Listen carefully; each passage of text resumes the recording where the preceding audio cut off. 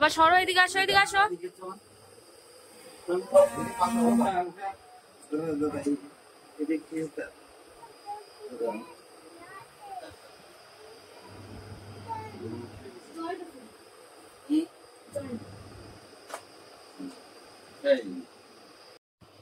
বলো, বলো good morning.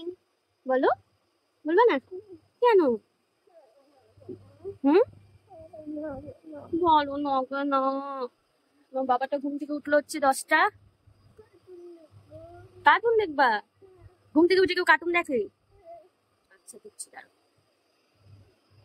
ও, কাদাতে খেলছে তো তার জন্য।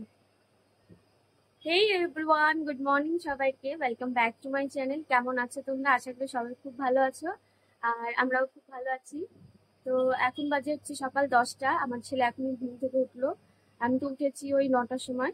তো এখন হচ্ছে ছেলেকে ফ্রেশ করাবো আর ঘরের কাজ শুরু করবো। তো আজকে বেশি একটা কাজের চাপ নেই। তো অল্প কিছু কাজ আছে, সব কাজ করে তারপর ওই বাড়িতে যাবো। তো তোমরা ভিডিওটা দেখতে থাকো, আর নতুন পুরনো সবাইকে বলবো যে কেউ ভিডিওটা স্কিপ করো না। স্কিপ না করে ভিডিওটা দেখো। যদি ভিডিও ভালো লাগে তাহলে অবশ্যই চ্যানেলটাকে সাবস্ক্রাইব করে আমার পাশে থেকো। তো ফোন, হ্যাঁ, কার ফোন? দেখো, আমি ঘুম থেকে উঠে ব্রাশ করে চা খেয়ে নিয়েছি। আর অনেকক্ষণই যেহেতু উঠেছি, 9টার সময় উঠেছি, মানে 9টার সময় বলছি তাও অনেকক্ষণই বলছি।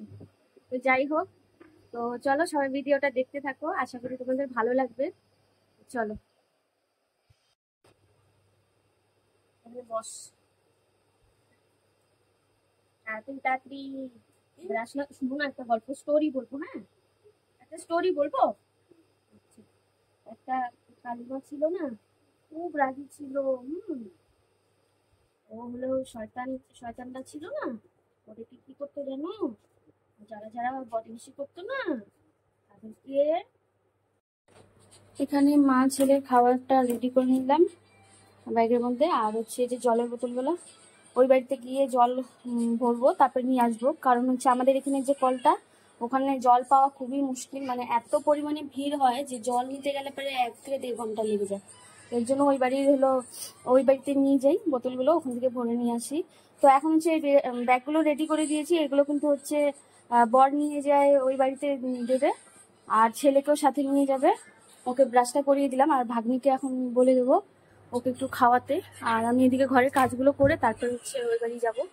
এখন এই যে কার্টুন দেখছে, তো ওকে ওই বাড়িতে পাঠিয়ে দিলে তাড়াতাড়ি তেলে জটপট কাজগুলো করে নিতে পারবো। তো চলো ওরা আগে যাক, তারপরে আবার দেখা হচ্ছে তোমাদের সাথে। তো বাবুকে নিয়ে তো চলে গেল। আর এই পাশে ছিল হচ্ছে মেশিনটা, আমার ভাগনার মেশিন। ও ওখানে নিয়ে এসেছিলো যে কাজ করবে বলে। তো যেহেতু ও কাজ এখন করবে না, আর আমার ঘরে না একদমই জায়গা নেই, আর তার মধ্যে হচ্ছে ওই মেশিনটা আনাতে একদমই জায়গা ছিল না, এর জন্য নিয়ে গেল। তো এই পাশে হচ্ছে এই যে এখানে যে জিনিসগুলো আছে সব এইগুলো ওই পাশে রাখি আমি। তো এগুলো এখন সব হচ্ছে গুছাবো, তারপরে ঘর ঝাড় দিয়ে ঘর মুছবো, আর কয়েকটা বাসন রয়েছে সেগুলো এই যে এগুলো একটু গুছিয়ে নিই, তারপরে হচ্ছে বাকি কাজগুলো করব। আর এই যে লন্ড্রি বাকেটটা যে আছে ওটার মধ্যে কিছু কাপড় রাখি আর মশারিটা রাখি।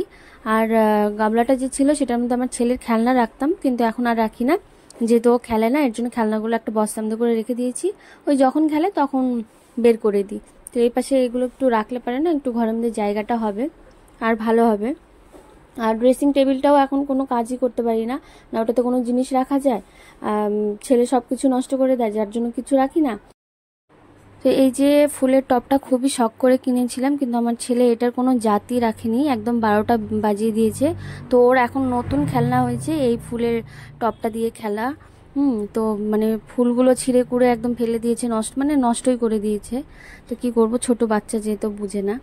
তো এই যে এবার হচ্ছে আমি বিছানাটা তুলে নেব, নিয়ে বাকি যে কাজগুলো আছে সেগুলো করব আস্তে আস্তে। আর ওয়েদারটাও হলো ভালোই, সকাল মানে রাতে একটু বৃষ্টিও হয়েছিল।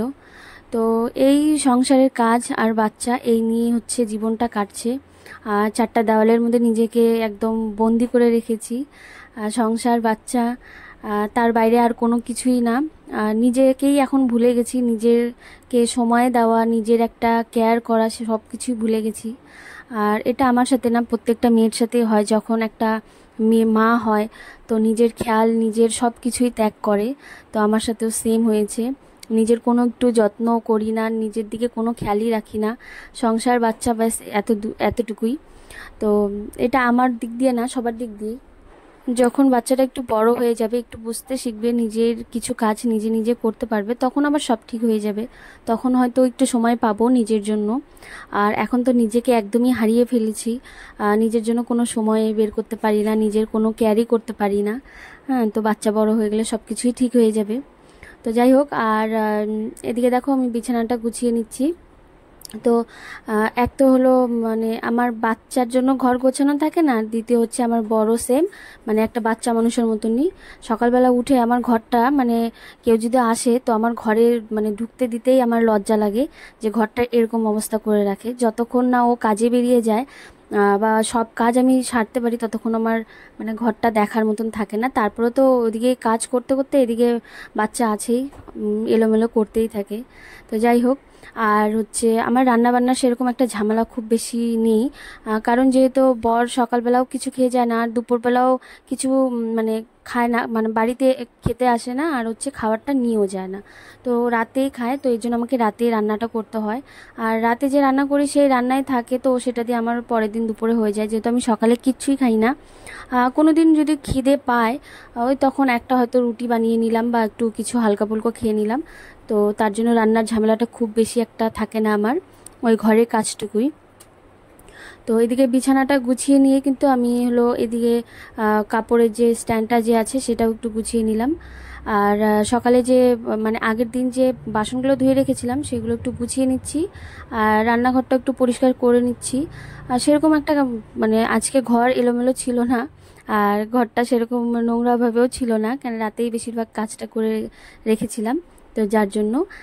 আর এই যে এখানে আমি বাসনগুলো গুছিয়ে নিচ্ছি। তো এরপরে হচ্ছে রান্নাঘরটাও একটু ভালো করে পরিষ্কার করে নেব। আর সকালের কিছু চায়ের বাসন আছে, তো সেগুলো একটু ধুয়ে নেব, তারপর বাকি কাজগুলো করব। তো ছেলেকে তো ওই বাড়িতে পাঠিয়ে দিয়েছি। আর মানে ও আজকে সকালবেলা একদমই কিচ্ছুই খায়নি, কিচ্ছু খাওয়াতে পারিনি। ভাগ্নিকে বলেছিলাম খাওয়ানোর কথা, ও খাওয়াতে পারেনি, আর খুবই কান্না করছিল। তো ভাগ্নি আমাকে ফোন করছিল, তো আমি খুবই তাড়াহুড়ো তাড়াহুড়ো করে কাজগুলো করছিলাম।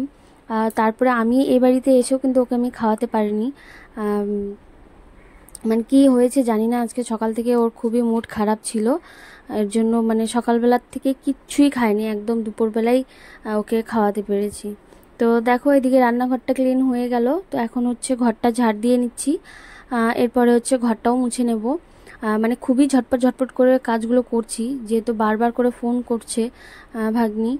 আর বাইরে একটু একটু করে বৃষ্টিও হচ্ছিল। বৃষ্টি হলেই কি হবে, এখনকার ওয়েদার যে এরকম হয়েছে মানে কি বলি আর। বৃষ্টি হলে পরেও কিন্তু মানে গরমটা কমেই না, যেরকম রোদ উঠে সেরকমই গরম থাকে। মানে 24 ঘন্টাও যদি বৃষ্টি হয় তাও মনে হয় না যে ওয়েদার ঠান্ডা হয়েছে, এরকমই পরিস্থিতি সব জায়গায়। সবারই একই অবস্থা, গরমে একদম নাজেহাল হয়ে যাচ্ছে সবাই। কবে যে ঠান্ডার দিনটা আসবে, খুবই মিস করছি ঠান্ডার দিনটাকে। সেদিনকে আমার ভাগ্নিকে বলেছিলাম যে ঠান্ডার দিনটা এলে এবার আর যেতে দেবো না, ধরে রাখবো, কারণ আর গরমটা নিতেই পারছি না, এরকম অবস্থা। তো আমরা কিন্তু কোনো কিছুতেই সন্তুষ্ট হই না, গরমের দিনটা এলে পরে তখন মিস করি ঠান্ডার দিনটাকে, যে কবে ঠান্ডার দিন আসবে, আর গরমটা নিতে পারছি না। আর যখন ঠান্ডার দিনটা আসে তখন মনে হয় যে কবে গরমের দিনটা আসবে, এই ঠান্ডায় এত জামা কাপড় গায়ে নিয়ে রাখা ভালো লাগে না। তো আমরা এরকমই, যে কোনো কিছুতেই সন্তুষ্ট হই না। তো যাই হোক, এদিকে দেখো তোমাদের সাথে গল্প করতে করতে কিন্তু আমার প্রায় কাজ শেষ। আর ভিডিওতে যতটা স্পিডে ঝটপট ঝটপট কাজগুলো হয়ে যাচ্ছে, সত্যি সত্যি যদি এইভাবে স্পিডে কাজগুলো করতে পারতাম তাহলে খুবই ভালো হতো। তা মানে তাহলে আধা ঘন্টার মধ্যে সারাদিনের কাজ কমপ্লিট হয়ে যেত। তো যাই হোক, নতুন পুরনো তোমাদেরকে সবাইকেই বলছি, যারা যারা আমার ভিডিও দেখছো, ভিডিও কেমন হচ্ছে না হচ্ছে প্লিজ কমেন্ট করো। তোমরা কমেন্ট করলে আমার খুবই ভালো লাগবে, আমি তোমাদের নাম নিয়ে নিয়ে আমি কমেন্টগুলো পড়বো, আর আমার কমেন্ট পড়তে খুবই ভালো লাগে। আর হচ্ছে কমেন্ট করো যে ভিডিওতে কোনো ভুল হচ্ছে কি না, কীরকম হচ্ছে না হচ্ছে, তো তোমরা সবটাই কমেন্ট করতে পারো। আর লাইক করতে কিন্তু ভুলো না। আমার সাথেও কিন্তু এই জিনিসটা হয় যে আমি কারো ভিডিও দেখছি, লাইক করব মনে করেছি, কিন্তু পুরো ভিডিওটা শেষ হয়ে যায় কিন্তু লাইক করতে ভুলে যাই। তো এর জন্যই বলছি যে প্লিজ মনে করে একটু একটা করে লাইক করে দিও। তো দেখো এই যে বড় ঘরটাও মোছা হয়ে গেছে, আর এখন হচ্ছে রান্নাঘরটা মুছে নিচ্ছি। তো এরপরে হচ্ছে আমি স্নান করে নেব। তো চলো বন্ধুরা, আজকের মতন ভিডিওটা এখানেই শেষ করছি। কেমন লাগলো কমেন্ট করতে কিন্তু একদমই ভুলো না, আর লাইক করতে কিন্তু ভুলো না, ঠিক আছে? তো চলো, সবাই ভালো থেকো, সুস্থ থেকো, দেখা হবে আবার নেক্সট ভিডিওতে।